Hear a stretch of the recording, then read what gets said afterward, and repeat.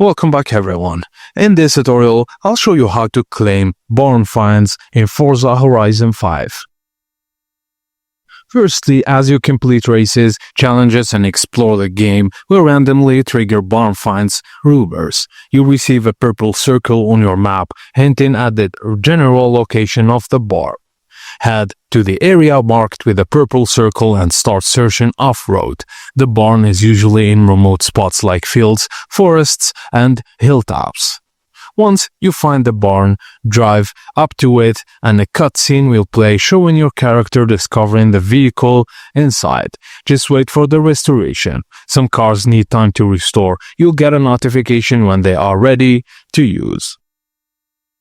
These are unlocked enough through expedition missions, like Apex Expedition unlocks one special barn find, whilst Expedition and Baja Expedition complete their optional objectives to access the hidden car in each. And that's it guys, as simple as that. Please be sure to like, subscribe for more, and thank you for watching, and I'll see you on the next video.